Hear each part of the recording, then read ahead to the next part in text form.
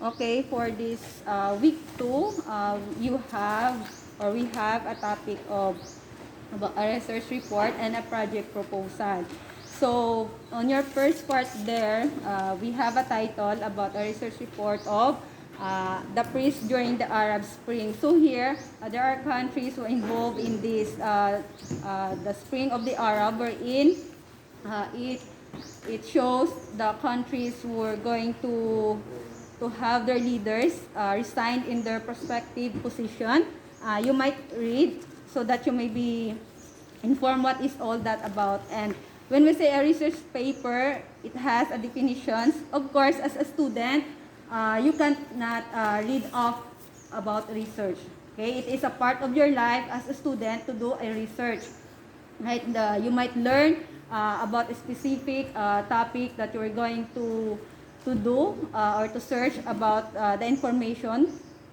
Where in class, you are going to have this information in specific topic, just like, for example, about the COVID-19 or the pandemic or the infections among the children. You do some research and you might use our library in doing some research, as the books, journals, newspaper can be a secondary reference in doing some research.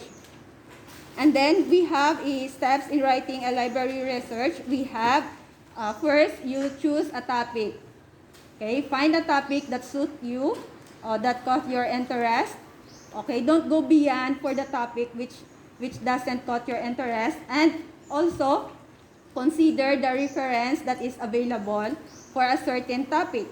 Okay, you need to scan for the ability of the sources or the reference. You might use in a Google search or in our library, the books, the journals, magazine, or the newspapers. And then the step 3, we have a conceptualize.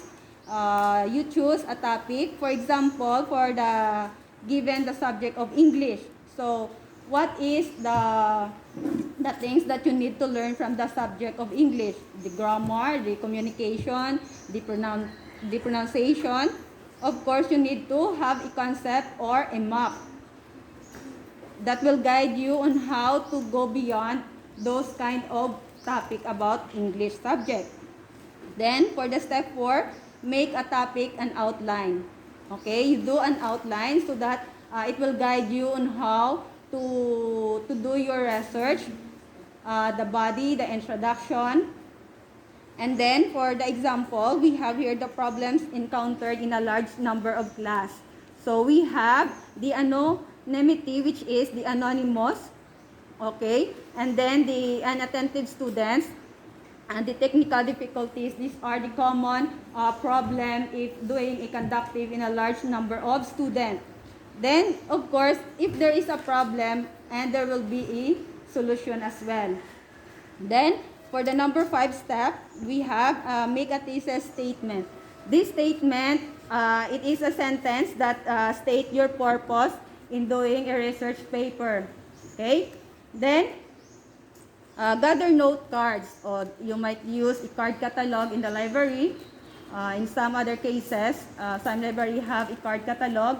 Then you need to gather all the information, and you can use as well a 5 number of reference book to supply the information about a specific topic that you are going to research. And then after those steps, the last step is you need to write your research paper according to the topic that you are being choose. Then, when we say research, it is the activity of getting information or a report about a new knowledge. It's because our world is a never-changing, or the innovation of a world is always changed. So you need also as a student to be competitive enough to do some innovation or a development in your studies, as well as in that way you are being prepared for your future. So a research is being conducted so that the world could be developed. Okay, and then the second part of our topic is about a project proposal. So we have here the significance of a study about the conditions of a children who suffer from a sudden death, or the general cause of the children, why they are subject in that state of have a sickness or a diseases or infections, a reason that they are, especially for the poor country, most of them suffer from the what do you so-called infections that cause their death. So just review the story there. And then when we say a research, it is same as the project proposal, same as it has a similarity with the research proposal for the project proposal. The only difference between the two is that the focus of the research proposal is on a certain research problem.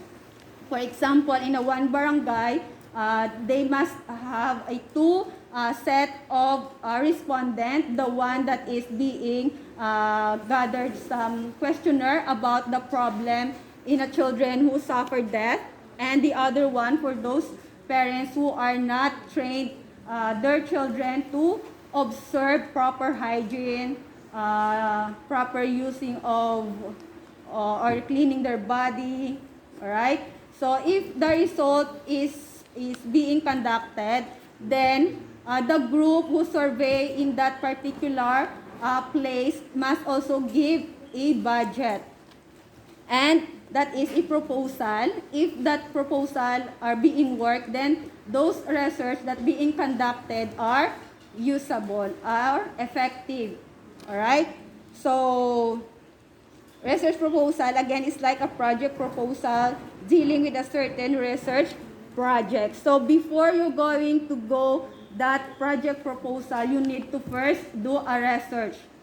To be able for you to know what are the things that need to be done in that proposal. Okay? So, that is for this afternoon in your reading and writing. So, thank you for giving your time.